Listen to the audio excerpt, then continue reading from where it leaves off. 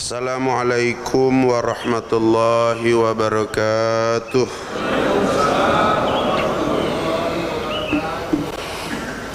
A'udzu billahi minasy syaithanir rajim. Bismillahirrahmanirrahim. Alhamdulillahi rabbil alamin. Wassalatu wassalamu ala sayyidina wa habibina wa syafi'ina wa maulana Muhammadin sallallahu alaihi wasallam wa ala alihi wa ashabihi wattabi'ina lahum bi ihsanin ila yaumiddin, amma ba'du. Pengurus DKM Masjid Al-Hidayah, para alim ulama, para asatid, para orang tua, hadirin kaum muslimin wal hadirat kaum muslimat, jamaah salat subuh dan jamaah ta'lim subuh rahimakumullah. Mengawali kajian kita pada pagi hari ini, terlebih dahulu marilah kita bersama-sama memanjatkan puji serta syukur kehadirat Allah Subhanahu wa taala atas anugerah agung, anugerah besar yang Allah Subhanahu wa taala berikan kepada kita pada pagi hari ini. Apakah anugerah agung, anugerah besar itu? Anugerah yang bernama Hidayatut Taufik. Ini sudah sering diulang-ulang oleh Abah setiap pengajian di sini. Apakah Hidayatut Taufik itu hidayah yang paling agung, hidayah yang paling luhur? Tidak ada hidayah yang paling agung, yang paling luhur mengalahkan yang namanya Hidayatut Taufik.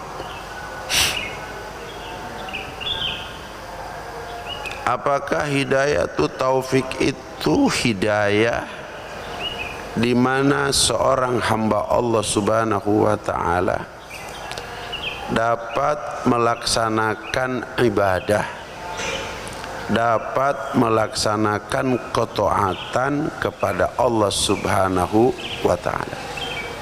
Itu namanya Hidayatut Taufik. Dengan Hidayatut Taufik, Allah Subhanahu wa taala telah memberikan kekuatan kepada kita, kemudahan kepada kita untuk melangkahkan kedua belah kaki, melanggangkan kedua belah tangan, menghadapkan jiwa raga kita dari ujung rambut sampai dengan ujung kaki, sehingga berada di rumahnya Allah Subhanahu wa taala. Tiada lain dan tiada bukan kita melaksanakan perintahnya, yaitu sholat subuh dengan berjamaah. Tanpa Hidayatut Taufik, maka kita tidak akan bisa melakukan itu. Di lingkungan Masjid Al-Hidayah ini tidak sedikit orang yang mengaku beragama Islam, tapi ketika Hidayatut Taufik tidak datang kepadanya, maka ia tidak mampu untuk melangkahkan kakinya, untuk duduk, untuk melaksanakan ibadah dan taat di tempat ini. Dan kita bersyukur lagi kepada Allah Subhanahu wa taala setelah kita melaksanakan sholat subuh dengan berjamaah, sholat di waktu yang terbaik, sholat di waktu yang pahalanya melebihi sholat 5 waktu yang lainnya, dan kita oleh Allah Subhanahu wa Ta'ala diberikan kekuatan dan kesabaran untuk memperpanjang iktikaf kita insya Allah sampai dengan datangnya waktu isyraq. Dan kita melaksanakan satu kewajiban lagi, yaitu thalabul ilm. Dan sering juga diulang-ulang bahwa kewajiban thalabul ilm ini adalah melebihi kewajiban-kewajiban, keparduan-keparduan yang diwajibkan dan dipardukan oleh Allah Subhanahu wa Ta'ala, seperti keparduan kewajiban salat, zakat, puasa, bahkan ibadah haji sekalipun. Karena kita sudah hafal hadisnya bahwa thalabul ilmi ini adalah faridotun, bukan fardun. Sedangkan salat, zakat, puasa, ibadah haji adalah fardun. Thalabul ilmi adalah faridotun. Di dalam kaidah lughah al-arabiyah, ziyadatul harfi tadullu ala ziyadatil makna. Bertambahnya huruf menunjukkan akan bertambahnya makna. Salat 5 waktu itu adalah fardu. Kemudian zakat buat mereka yang nisab adalah fardu. Kemudian puasa Ramadan itu adalah fardu. Ibadah haji buat mereka yang istitoah adalah fardu. Akan tetapi thalabul ilmi adalah faridatun. Ada tambahan huruf hijaiyah, ya dan tak marbutah. Ya dulu ala asyaddu, menunjukkan akan kelebihan keparduannya, kelebihan kewajibannya, yakni lebih fardu dari salat, dari zakat, dari puasa, bahkan ibadah haji sekalipun. Oleh karena thalabul ilmi ini kewajibannya lebih dari salat, dari zakat, dari puasa dan ibadah haji, maka Allah Subhanahu wa Ta'ala memberikan pahala jauh lebih besar dari salat, dari zakat, dari puasa dan ibadah haji. Luar biasa. Rasulullah SAW bersabda dalam salah satu hadisnya, man kharaja fi talabil ilmi fahuwa fi sabilillahi hatta yarji'a. Barang siapa yang keluar tiada lain dan tiada bukan untuk mencari ilmu, sehingga ketika kita keluar dari rumah kita, kita ingin melaksanakan sholat subuh berjamaah, dan kita tahu bahwa setiap subuh Jumat, subuh Sabtu, subuh Ahad dan seterusnya ada kajian, maka diniatkan juga dengan thalabul ilmi. Apa kata Rasulullah sallallahu alaihi wasallam? Pada saat kita melangkahkan kaki kita, maka Allah Subhanahu wa Ta'ala catat bahwa kita sedang jihad fi sabilillah. Ini syarah daripada fahuwa fi sabilillah. Seperti apa? Seolah-olah kita memakai baju perang, seolah-olah kita membawa pedang, seolah-olah kita membawa tumbak, kemudian naik kuda lari ke medan peperangan, berperang dengan musuh-musuh Allah Subhanahu wa Ta'ala. Yang menjadi pertanyaan, kalau mati apa?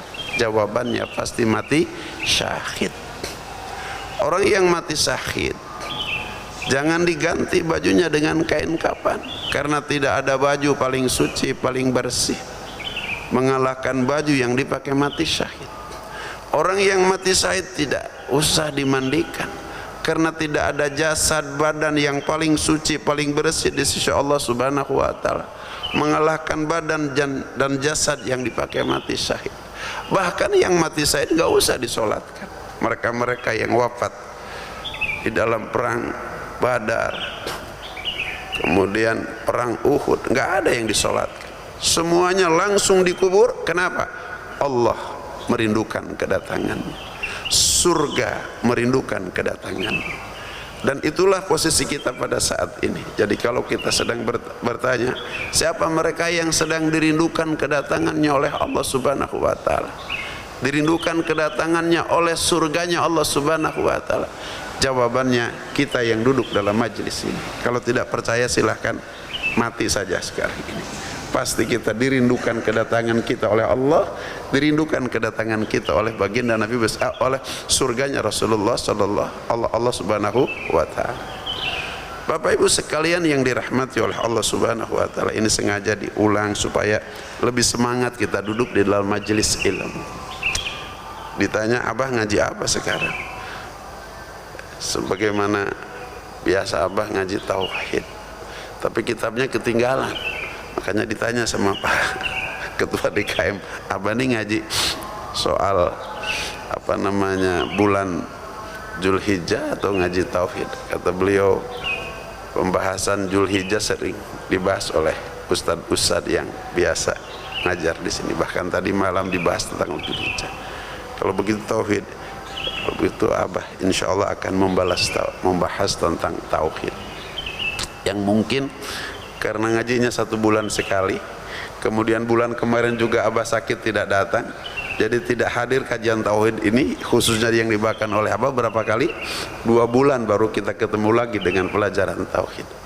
Bapak Ibu sekalian yang dirahmati oleh Allah Subhanahu wa taala, oleh karenanya Abah akan coba diulangi lagi dari awal. Karena dulu ketika Abah ngaji juga di Manonjaya, di Tasikmalaya, Pondok Pesantren Miftahul Huda, ini oleh Uwajengan sering diulang-ulang. Setiap kali ngajar diulang lagi, diulang lagi, diulang lagi. Karena memang pelajaran tauhid ini berbeda dengan pelajaran-pelajaran yang lainnya. Baik, Bapak Ibu sekalian yang dirahmati oleh Allah Subhanahu wa taala, pembagian akidah dalam tinjauan Ahlus Sunnah wal Jamaah itu terbagi kepada 3 bagian. Yang pertama yang disebut dengan akidah Jabariyah.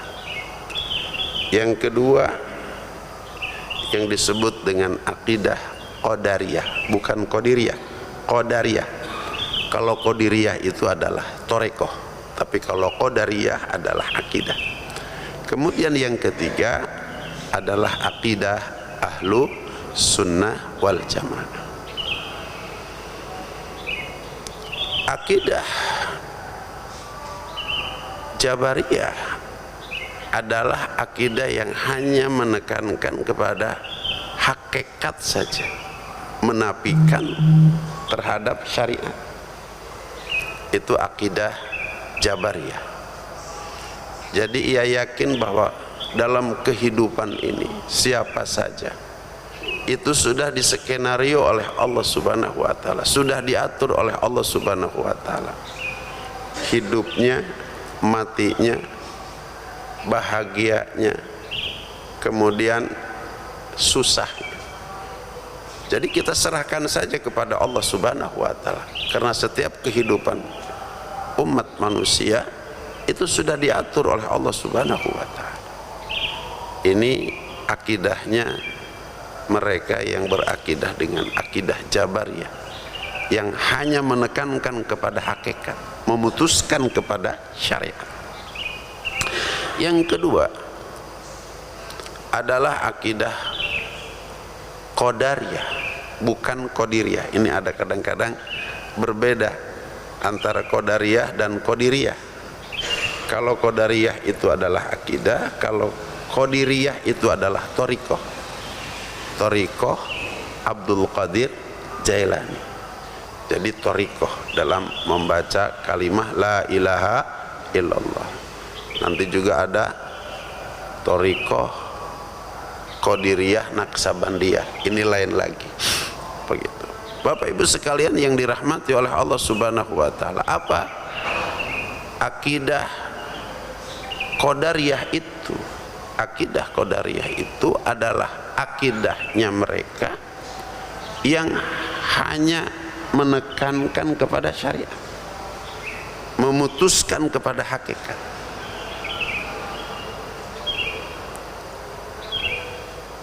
Kalau tidak dagang, nggak punya duit. Kalau tidak bertani, nggak punya beras. Kalau tidak bekerja, nggak punya gaji. Hanya menekankan kepada syariat, memutuskan kepada hakikat. Itu akidahnya mereka yang berakidah Qadariyah. Nah, kita tinggal di mana posisi kita? Apakah kita berada dalam akidah Jabariyah atau kita berada dalam akidah Qadariyah. Kemudian yang ketiga adalah akidah ahlu sunnah wal jamaah. Apakah akidah ahlu sunnah wal jamaah itu? Akidah ahlu sunnah wal jamaah yang menggabungkan antara akidah Jabariyah dan akidah Qadariyah, yang mengkolaborasikan, kalau kata anak sekarang, antara akidah Jabariyah dengan akidah Qadariyah. Seperti apa mereka yang berakidah ahlus sunnah wal jamaah? Mereka yang berakidah ahlus sunnah wal jamaah sungguh-sungguh dalam bersyariat, sungguh-sungguh dalam asbab. Akan tetapi ketika sudah berhasil, mereka tidak mengakui kalau hasilnya itu dihasilkan oleh kesungguhan dia di dalam bersyariat, tapi hakikatnya adalah Allah Subhanahu wa ta'ala. Jadi inilah mereka yang berakidah ahlu sunnah wal jamaah. Kemudian sungguh-sungguh mereka dalam asbab, sungguh-sungguh mereka dalam bersyariat. Kemudian ternyata tidak berhasil. Berkebun dimakan hama, kemudian dagang rugi. Dia tidak menyalahkan siapa-siapa, apalagi menyalahkan Allah Subhanahu wa ta'ala. Akan tetapi dia berintrospeksi, menyalahkan dirinya. Barangkali di dalam proses bersyariat ada sesuatu yang kurang, ada sesuatu yang tidak dilakukan, sehingga ia terus menerus melakukan syariat lagi, asbab lagi, syariat lagi, asbab lagi, sehingga sampai kepada berhasil kembali. Maka ketika berhasil, dia tidak mengaku bahwa hasilnya adalah dari dia, akan tetapi ini hasilnya, hakikatnya dari Allah Subhanahu wa ta'ala. Inilah mereka yang berakidah ahlu sunnah wal jamaah, mengkolaborasikan antara akidah Jabariyah dan akidah Qadariyah. Kemudian kenapa ulama sampai membagi kepada akidah ini dengan 3 bagian, dan kita semuanya mendengar tahu bahwa umat ini akan terbagi kepada 73 golongan. Rasulullah SAW bersabda dalam salah satu hadisnya, "Satabtariku ummati ala salasati wa sab'ina firqatan kulhum finnar illa wahidan al jamaah." Akan terbagi umatku itu kepada 73 golongan. Semuanya masuk api neraka kecuali satu. Jadi yang 72 golongan masuk ke dalam api neraka kecuali satu. Yang satu itu siapa? Al-jamaah. Ulama mengatakan bahwa yang satu itu adalah mereka yang berakidah ahlu sunnah wal jamaah. Nah, oleh karenanya yang mengaku ahlu sunnah wal jamaah itu banyak. Kenapa? Karena memang hadis Rasulullah SAW semacam itu. Yang akan masuk surga dari 73 golongan itu hanya satu, yaitu adalah ahlu sunnah wal jamaah. Sehingga banyak orang yang mengaku ahlu sunnah wal jamaah, termasuk kita yang duduk di dalam majelis ini, pasti kita mengaku daripada golongan ahlu sunnah wal jamaah. Akan tetapi kalau ditanya seperti apa mereka ahlu sunnah wal jamaah itu, maka jawabannya seperti tadi, bahwa di mana akidah itu terbagi kepada 3 bagian. Yang pertama adalah Jabariyah, yang kedua adalah Qadariyah, dan yang ketiga adalah ahlu sunnah wal jamaah. Ahlu sunnah wal jamaah adalah yang menggabungkan antara akidah Jabariyah dan akidah Qadariyah. Sampai di situ tidak, Bapak Ibu sekalian yang dirahmati oleh Allah Subhanahu wa ta'ala, bahwa akidah ahlu sunnah wal jamaah itu terbagi kepada 2 bagian. Yang pertama adalah yang disebut dengan uluhiyah atau ilahiyah. Jadi kalau ada ulama tauhid menyampaikan uluhiyah, atau ilahiyah itu sama. Karena kadang-kadang hanya disebut dengan uluhiyah saja tanpa menyebut ilahiyah. Antara uluhiyah dan ilahiyah itu sama. Yang kedua adalah nubuwiyah atau disebut juga nabawiyah. Jadi kalau guru di sini datang mengatakan nubuwiyah atau nabawiyah, sama antara nubuwiyah dan nabawiyah. Bapak Ibu sekalian yang dirahmati oleh Allah Subhanahu wa taala, uluhiyah atau ilahiyah terbagi kepada 20 yang kita kenal dengan sifat 20, yang dari mulai kita sejak bahkan sekarang itu dari mulai taman kanak-kanak ibtidaiyah itu kita sudah disuruh menghafal wujud, qidam, baqa, mukhalafatul hawadisi, qiyamuhu binafsihi, wahdaniyat, kudrat, irodat, ilmu, hayat, sama, basor, kalam, qadiron, muridan, aliman, hayan, sami'an, basiron, mutakaliman. Jumlahnya 20.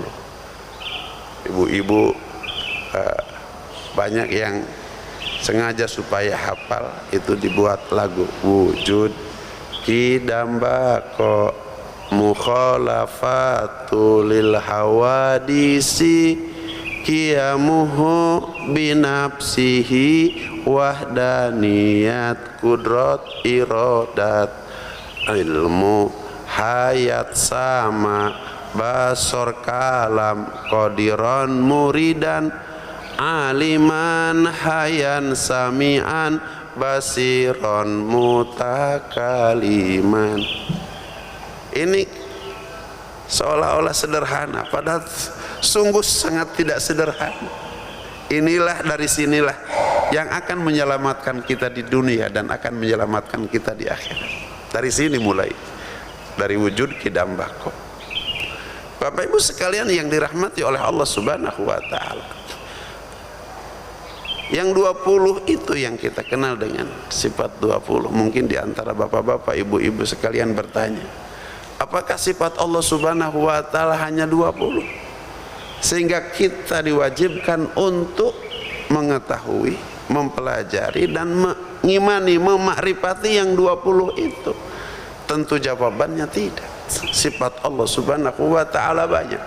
Sifat Allah Subhanahu wa taala tidak terhingga jumlahnya. Saking banyaknya sifat Allah Subhanahu wa taala, para nabi pun tidak tahu, para malaikat pun tidak tahu. Yang tahu jumlah daripada sifat-sifat Allah Subhanahu wa taala yang banyak dan tidak terhingga itu hanya Allah Subhanahu wa taala sendiri. Kemudian kenapa kita hanya wajib belajar, kemudian mengimani, memakrifati hanya 20 sifat?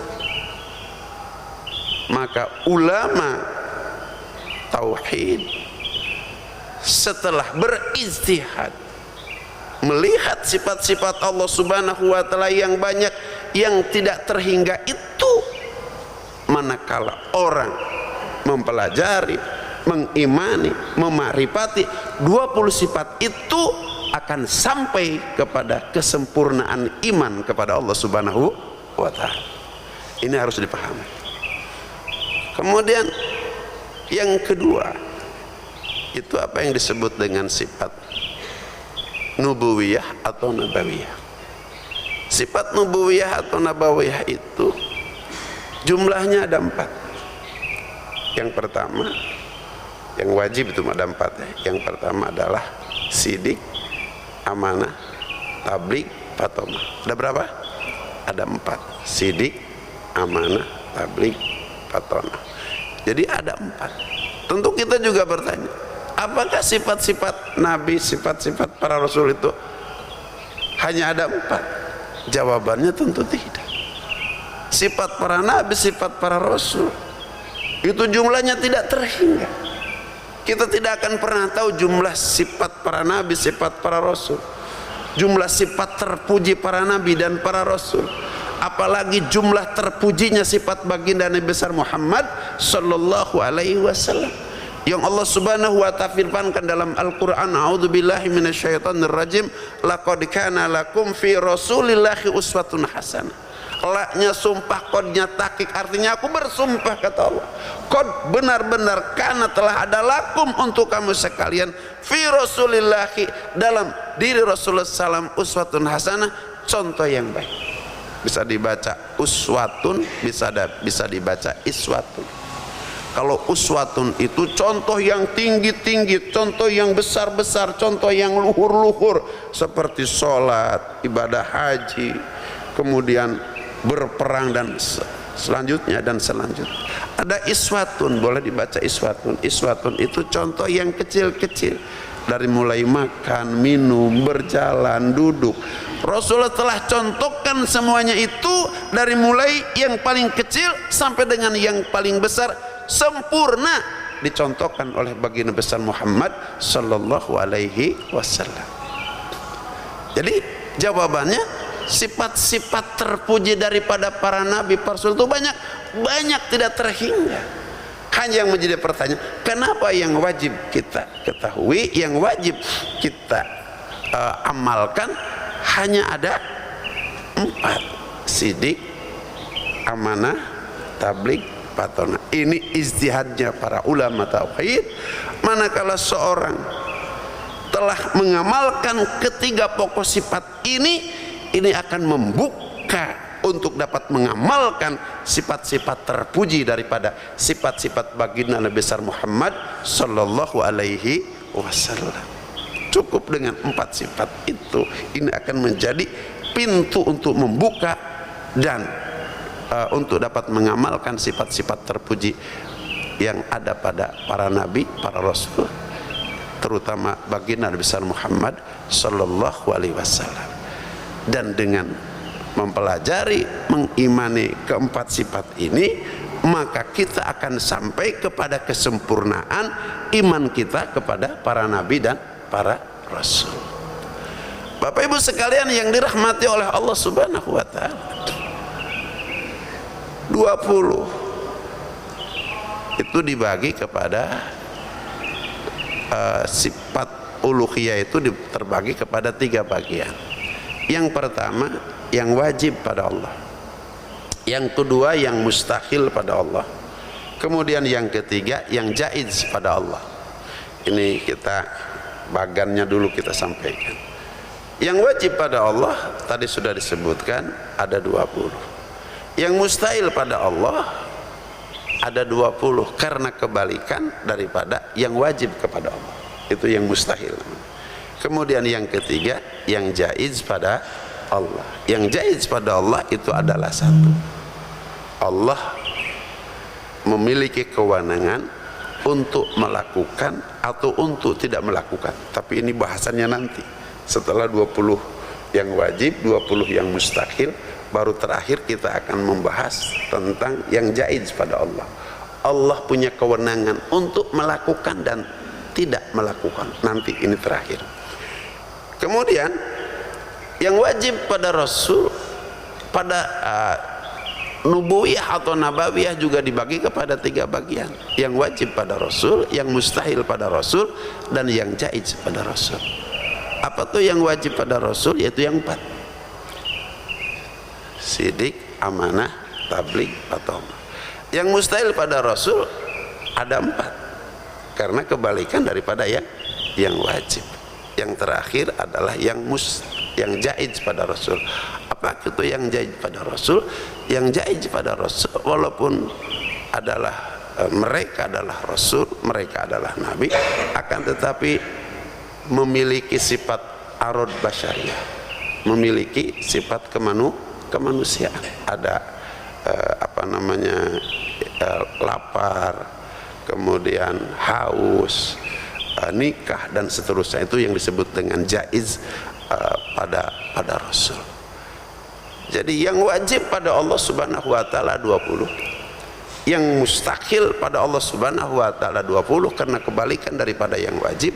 Yang jaiz pada Allah Subhanahu wa taala adalah ada 1, 20 yang wajib, tambah 20 yang mustahil, tambah 1 yang jaiz, jumlahnya 41. Kemudian yang wajib pada Rasul ada 4, yang mustahil pada Rasul ada 4, Yang jaiz pada Rasul ada 1. 4 yang wajib tambah 4 yang mustahil 8 tambah 1 yang jaiz menjadi 9. Yang wajib, yang mustahil, yang jaiz pada Allah jumlahnya 41. Yang wajib, yang mustahil, yang jaiz pada Rasul jumlahnya 9. 41 tambah 9 sehingga berjumlah 50. Ini yang diulang-ulang disebut-sebut oleh para ulama tauhid, yang sumbernya sedikitnya ada 3, yaitu kitab Kifayatul Awam, kitab Tijan Daruri, kitab Sanusiyah, bahkan Umul Barokhid. Ini diajarkan dalam sebuah kitab, bahwa sehingga kitab-kitab tersebut menyebutnya dengan istilah aqidatul khamsin. Apa? Aqidatul khamsin. Apa itu aqidatul khamsin? Aqidatul khamsin itu bahasa Arab aqidah 50. Kalau kita bertanya apa aqidatul khamsin itu? Aqidatul khamsin adalah akidah apabila kita pelajari dan kita yakini. Jadi ada 2 kata-katanya, kita pelajari dan kita yakini, maka akan mencapai kesempurnaan iman kita kepada Allah, akan mencapai kesempurnaan iman kita kepada para Rasul. Jadi kalau kita ingin mencapai keimanan kita kepada Allah Subhanahu wa ta'ala, ingin mencapai keimanan kita yang sempurna kepada para nabi, para rasul, maka harus belajar aqidatul khamsin. Jadi kalau kita ingin mencapai keimanan kita yang sempurna kepada Allah Subhanahu wa ta'ala, kepada para nabi dan kepada para rasul, kemudian kita tidak belajar aqidatul khamsin, maka tidak akan pernah mencapai keimanan kita kepada Allah Subhanahu wa ta'ala yang sempurna, keimanan kita kepada para nabi dan para rasul yang sempurna. Maka oleh karenanya mempelajari aqidatul khamsin menjadi penting.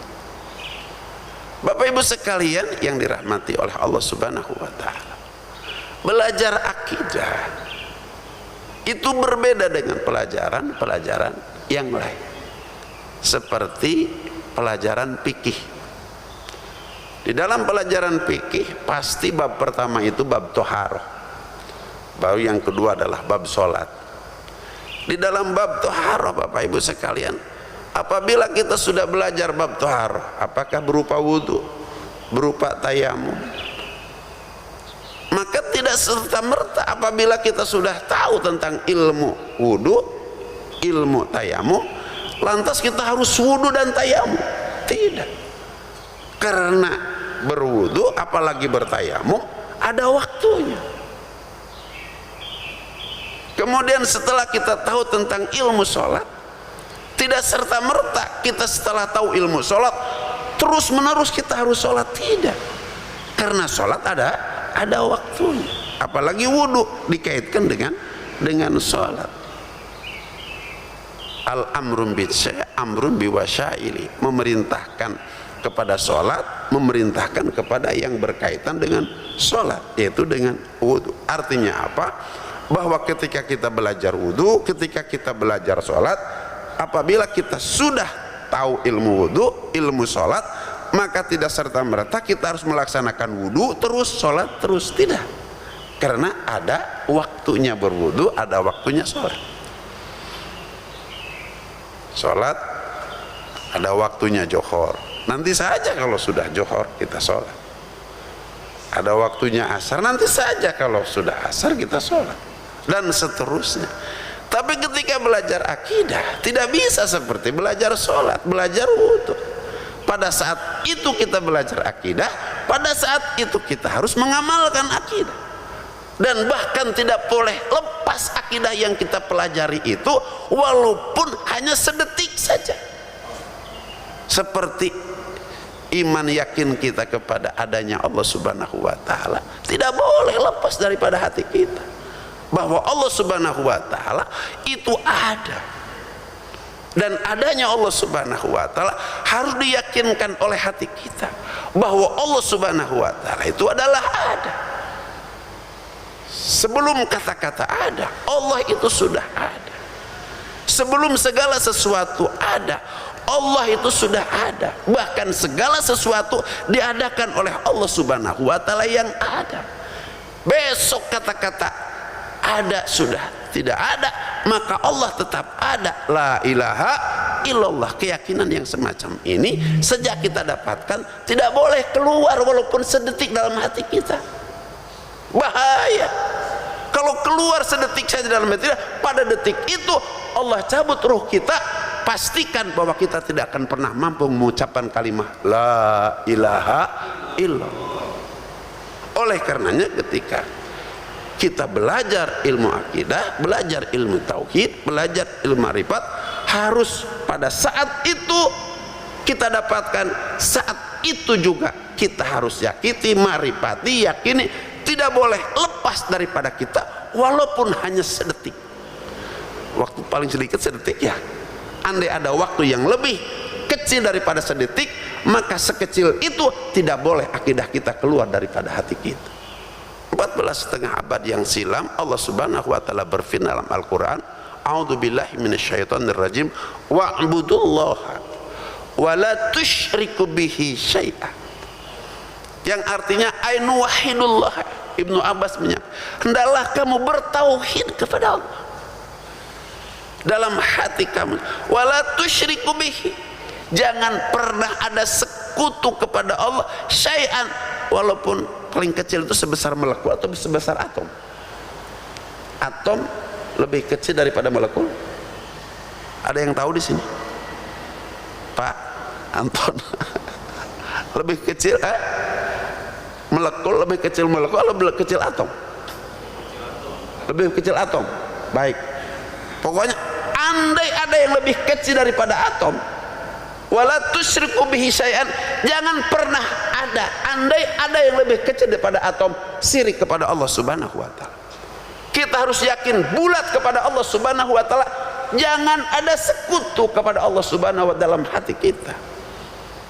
Oleh karenanya ulama tauhid katakan bahwa hati kita ini besar, mengalahkan besarnya alam dunia dan segala isi. Oleh karenanya hati kita ini tidak akan pernah cukup, tidak akan pernah puas kalau hanya diisi oleh sebesar dunia. Harus diisi oleh yang maha besar. Karena kalau dunia dimasukkan ke dalam hati kita, ini amatlah kecil arti dunia. Maka yang harus masuk ke dalam hati kita, satu-satunya yang maha besar, yang sebesar hati kita, seluas hati kita, hanya Allah Subhanahu wa taala. La ilaha illallah. Tidak boleh di dalam hati kita ini ada yang lain, satu-satunya hanya Allah Subhanahu wa taala. Abah ingin ulang lagi, ini juga sesungguhnya pernah diceritakan di dalam majelis ini dulu tapi lama, tapi untuk diingatkan kembali. Ketika malaikat Jibril alaihissalam usai diciptakan oleh Allah Subhanahu wa taala, maka dia bangga atas penciptaan Allah Subhanahu wa taala kepada dirinya. Dia tinggi, kakinya berada di ujung lapis 7 lapis bumi sana, kepalanya berada di ujung 7 lapis langit sana. Allah berikan 600 sayap, 300 sayap sebelah kanan, 300 sebelah kiri. Manakala 2 sayap alam jagat raya ini akan tertutup hanya dengan 2 sayap saja. Apabila 2 sayap dikepakan, dia akan terbang melebihi kecepatan cahaya. Hatantaha ila jannatil ma'wa, kata Rasul, sehingga akan sampai ke jannatul ma'wa. Saking bangganya sujud malaikat Jibril di hadapan Allah Subhanahu wa taala, tidak tanggung berapa lama, 300 tahun sujudnya. Ditanya sama Allah Subhanahu wa taala, wahai Jibril, kenapa engkau sujud lama di hadapanku sehingga 300 tahun? Kata malaikat Jibril, bagaimana aku tidak sujud kepada engkau 300 tahun? Engkau telah menciptakan aku sedemikian rupa. Tanda syukur aku kepada engkau, aku sujudkan kepalaku 300 tahun. Apa kata Allah Subhanahu wa taala? Aku akan ciptakan satu makhluk yang jauh lebih sempurna penciptaannya ketimbang engkau, lebih mulia kedudukannya ketimbang engkau. Kaget malaikat Jibril, ada makhluk yang lebih hebat darinya. Kemudian malaikat Jibril bertanya, makhluk apakah itu? Allah menjawab, al-insan, makhluk yang bernama manusia. Masya Allah. Kita teruskan ceritanya. Oleh karenanya ketika Allah Subhanahu wa taala ingin menciptakan makhluk yang bernama manusia, ini ceritanya panjang lagi tapi kita singkat saja. Allah sengaja melipatkan malaikat Jibril. Maka ketika malaikat Jibril diperintahkan untuk mendatangkan tanah kepada Allah Subhanahu wa taala, setelah kurang lebih tanah itu dibiarkan 40 tahun, lihat keterangan dalam kitab tafsir Ibnu Katsir, maka tangan Allah Subhanahu wa taala sendiri yang menciptakan makhluk manusia ini. Jadi kita bersyukur bahwa kita ini diciptakan oleh tangan Allah Subhanahu wa taala sendiri. Tapi jangan digambarkan ketika berbicara tangan Allah Subhanahu wa taala kemudian kita membayangkan ada dengan tangan makhluk, jangan. Ya, nanti kita masuk kepada mukhalafah lil hawadits. Tangan Allah amat berbeda dengan tangan makhluknya. Jadi jangan pernah dibayangkan. Kemudian Allah Subhanahu wa taala meletakkan dua pasang mata, meletakkan dua pasang telinga, meletakkan hidung, meletakkan bibir, gigi, lidah, tangan, kaki.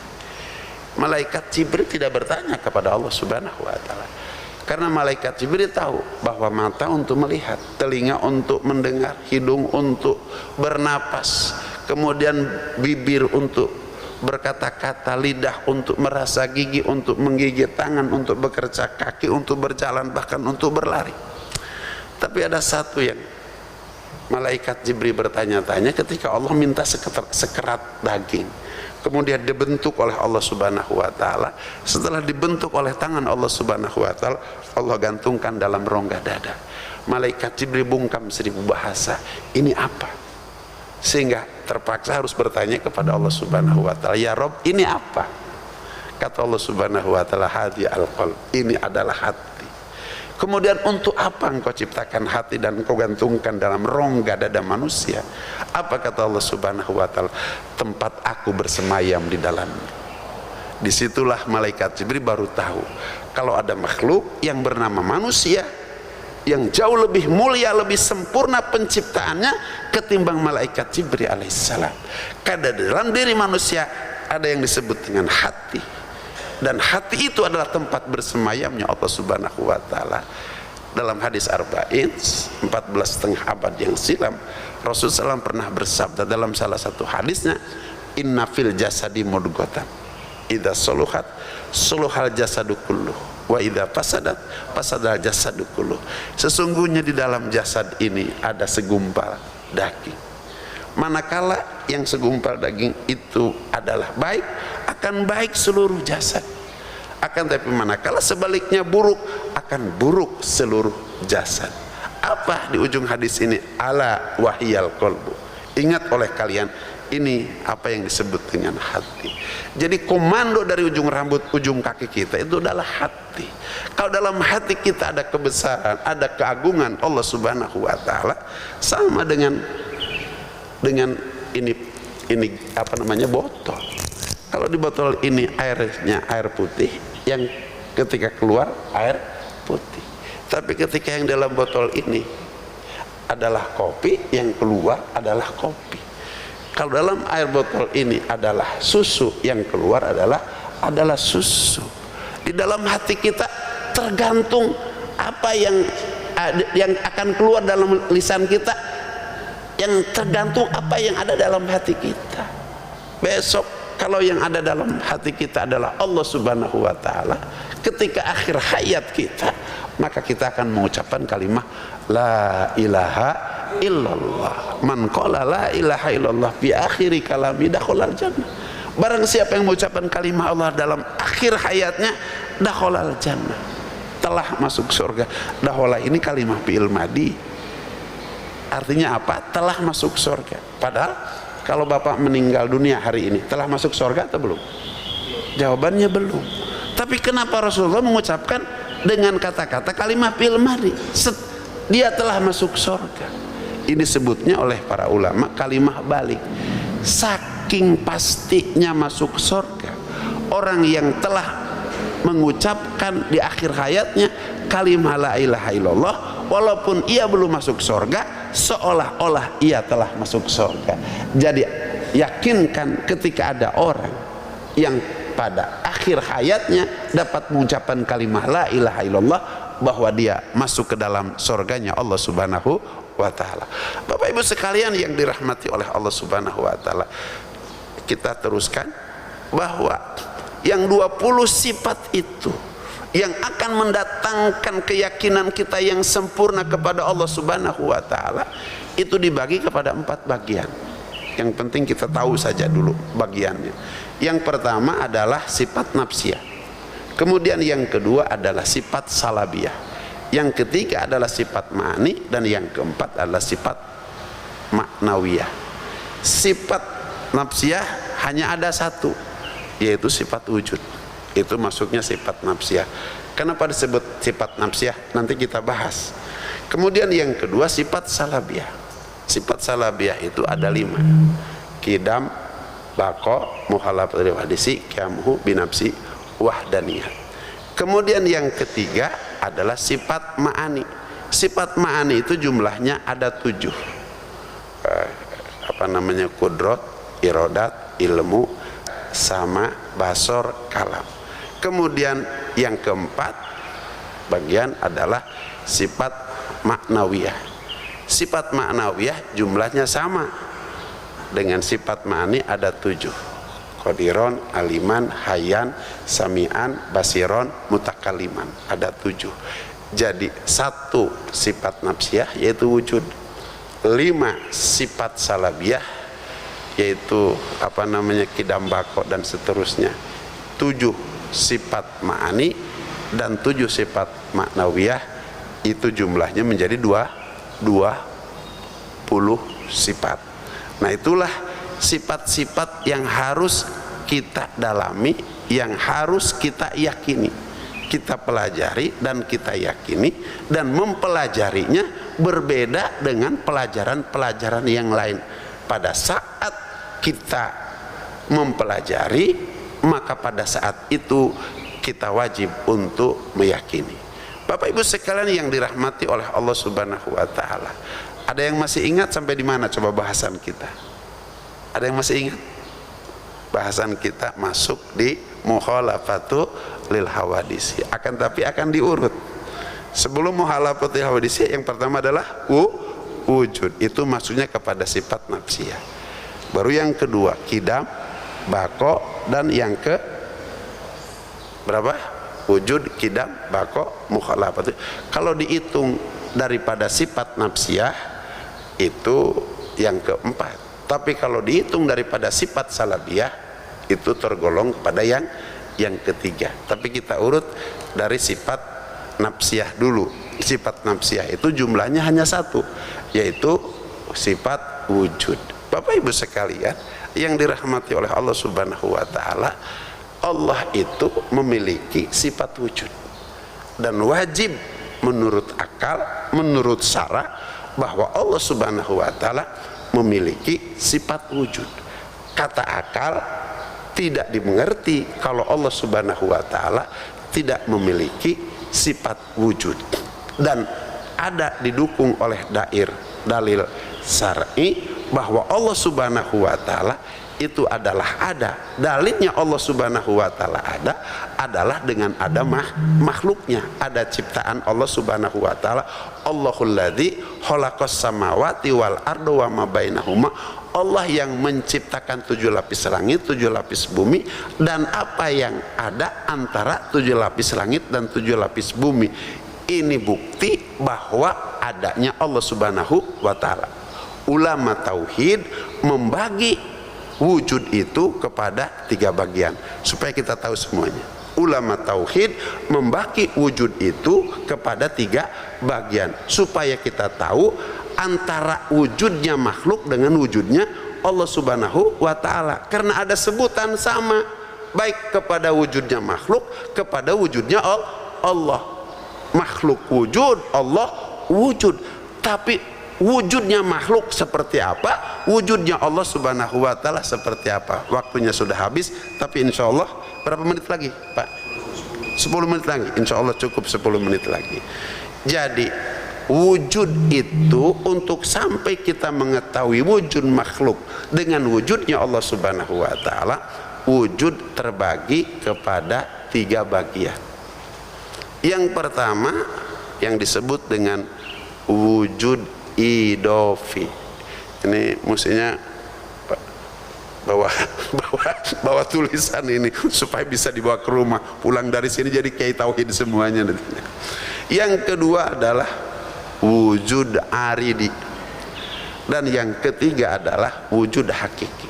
Tidak ada dalam bahasan tauhid manapun yang namanya pembagian sifat wujud hanya terbagi kepada 3 bagian. Yang pertama wujud idofi, yang kedua wujud aridi, dan yang ketiga adalah wujud hakiki. Apakah wujud idopi itu? Wujud idopi seperti wujudnya siang karena adanya malam, jadi disandarkan kepada yang lain. Kenapa kita sebut ada siang? Karena ada malam. Dan sebaliknya, kenapa ada malam? Karena ada siang. Siang wujud karena ada malam, seperti wujudnya malam karena ada. Ini di dalam ilmu tauhid disebutnya wujud idopi. Kehadirannya, kewujudannya disandarkan kepada yang lain. Kemudian yang kedua wujud aridi. Apa itu wujud aridi? Wujud aridi itu wujudnya setelah tidak ada, baru ada.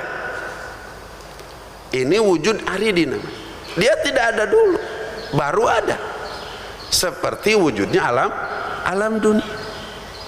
Alam dunia dan segala isinya awalnya tidak ada, kemudian baru ada. Begitu. Ini disebutnya wujud aridi. Dan adanya perlu yang mengadakan, karena dia tidak pernah akan ada kalau tidak ada yang mengadakan. Yang terakhir adalah wujud hakiki. Jawabannya apa wujud hakiki itu? Wujud hakiki itu bukan wujud idofi. Wujud hakiki itu bukan wujud aridi. Karena wujud idofi itu wujudnya makhluk. Karena wujud idofi aridi itu adalah wujudnya makhluk. Sedangkan wujud hakiki adalah wujudnya tidak diwujudkan bersandar kepada yang lain. Seperti wujudnya siang dan malam, dia adalah wujudnya dengan zatnya sendiri. Wujudnya hakiki tidak diawali dengan tiada dulu. Jadi sebelum segala sesuatu ada, wujud hakiki itu sudah ada. Sebelum yang ada, Allah sudah ada. Sebelum kata-kata ada, Allah itu sudah ada. Setiap yang ada diadakan oleh Allah yang ada, yang adanya tanpa yang mengadakan, tapi diadakan oleh zatnya sendiri. Besok kata-kata tiada tidak ada, bahkan setiap yang ada tidak ada, Allah tetap ada. Ini yang disebut dengan wujud hakiki, wujudnya Allah Subhanahu wa ta'ala. Paham semuanya? Bisa diterima? Nah, ketika ini masuk ke dalam hati kita bahwa Allah Subhanahu wa ta'ala lah wujud, dan wujudnya adalah wujud hakiki, berbeda dengan wujud idopi, berbeda dengan wujud aridi. Karena idopi dan aridi itu adalah wujudnya makhluk, sedangkan wujudnya Allah Subhanahu wa ta'ala tidak disandarkan kepada yang lain dan tidak membutuhkan sandaran yang lain. Wujudnya Allah Subhanahu wa ta'ala wujudnya berbeda dengan wujud aridi. Dia aridi itu adalah wujudnya setelah tidak ada, baru ada. Sedangkan Allah Subhanahu wa taala wujudnya tidak diawali oleh tiada. Allah sudah ada sebelum segala sesuatu ada. Bahkan setiap segala yang ada diadakan oleh Allah Subhanahu wa taala yang ada. Besok segala sesuatu tidak ada, Allah tetap ada. La ilaha illallah. Menutup pengajian ini ada sebuah hadis qudsi di mana Allah Subhanahu wa taala berfirman di dalam hadis tersebut, idza wajadtani wajadta kullasyai wa idza faqadtani faqadta kullasyai. Bila kalian mendapatkan aku, kalian akan mendapatkan segalanya. Tapi kalau kalian tidak mendapatkan aku, kalian tidak akan mendapatkan segalanya. Orang yang mendapatkan Allah dalam hatinya, oleh Allah Subhanahu wa taala akan diberikan segalanya. Surga saja diberikan, apalagi dunia yang hanya 1% daripada kekayaan surga. Tapi sebaliknya, manakala engkau tidak mendapatkan aku, maka kalian tidak akan mendapatkan segalanya. Jangankan surga, dunia saja tidak akan aku berikan kepada kalian. Allah Subhanahu wa taala berfirman dalam Al-Qur'an, wa man a'rada an dzikri fa innalahu ma'isyatan donka. Barang siapa yang berpaling di dalam hatinya daripada mengingat aku, maka fa innalahu ma'isyatan donka, baginya adalah kehidupan yang sempit. Jangan dikira mereka yang punya kantor seluas istana hidupnya seluas kantornya. Jangan dikira mereka yang punya harta kekayaan, yang harta kekayaannya di setiap bank, rupiahnya, dolarnya, baik Singapura maupun Amerika, Eropnya, dan lain-lain sebagainya. Kemudian mereka akan merasa kaya dengan hartanya. Kemudian jangan dikira mereka yang menjadi pengurus, bukan saja menjadi presiden Indonesia, akan tapi menjadi presiden, menjadi pemimpin Perserikatan Bangsa-Bangsa, mereka akan memiliki keluasan seluas wilayah yang mereka. Bohong ketika dalam hatinya tidak ada Allah Subhanahu wa taala. Wallahi dia akan dibuat sempit oleh Allah Subhanahu wa taala, sesempit-sempitnya dalam kehidupannya. Tapi besok yang di dalam hatinya ada Allah Subhanahu wa taala, jangan kehidupan di dunia yang sangat luas. Besok kita akan mengalami sebuah kehidupan yang sangat sempit. Apa itu? Dikubur namanya. Tahu dikubur? Coba kalau pulang dari sini, gali tempat, kemudian kubur, kira-kira sempit nggak? Sempit nggak kira-kira? Tapi yang dalam hatinya ada Allah Subhanahu wa taala, kubur yang sempit akan dibuat seluas mata memandang. Bahkan lebih jauh daripada itu, bahwa yang dalam hatinya ada Allah Subhanahu wa taala akan dibuat bahwa kubur yang sempit itu raudatun min riyadil jannah, salah satu taman daripada taman-taman surganya Allah Subhanahu wa taala. Ini baru satu sifat, Pak, yang kita dapat pelajari. Insya Allah semayamkan sifat ini dalam hati kita sampai akhir hayat kita, sehingga Allah Subhanahu wa taala akan berikan kelapangan kepada kita di dunia dan di akhirat kelak. Belum kidam bako muhalapatil hawedisi kiamu binamsi. Kalau sudah 20 sifat kita akan terbang, Pak. Bagaimana kita berjumpa dengan Allah Subhanahu wa taala, dengan hakikat Allah Subhanahu wa ta'ala. Hadanallahu wa iyyakum ajma'in wa adkhalana fi zumratil muwahhidin fi jannatin naim. Aqulu qouli hadza fastaghfir innahu wal ghafurur rahim. Subhanallahi wa bihamdihi, subhanallah bihamdika, asyhadu an la ilaha illa anta, astaghfiruka wa atubu ilaih. Ya Allah, kami yang kumpul dalam majlis ini, berikan ya Allah hakikat tauhid kepada kami ya Allah, sehingga kami dengan sempurna mengimani, meyakini, memakrifati terhadap Engkau ya Allah, dan kepada Rasul-Rasul, kepada Nabi-Nabi Engkau ya Allah. Rasul Engkau belajar dengan Engkau ilmu akidah, ilmu tauhid, ilmu makrifat 13 tahun. Kami sebulan sekali belajar di sini, jauh untuk dapat mendapatkan yakin yang benar, yakin yang hakiki, yang sempurna kepada Engkau. Dengan segala kemurahan Engkau berikan kepada kami iman yang benar, makrifat yang benar kepada Engkau ya Allah. birahmatika wa izzika wa hirsika ya akramal akramin wa ya mujibas sailin. Subhana rabbika rabbil izzati amma yasifun wa salamun ala mursalin walhamdulillahi rabbil alamin. Yang benar datang daripada Allah Subhanahu wa taala, yang kurang yang salah itu datang daripada kebodohan saya. Semoga tidak sampai kepada hati-hati Bapak semuanya, yang sampai itu hanya kebenaran saja. Billahi taufiq wal hidayah. Wassalamualaikum warahmatullahi wabarakatuh.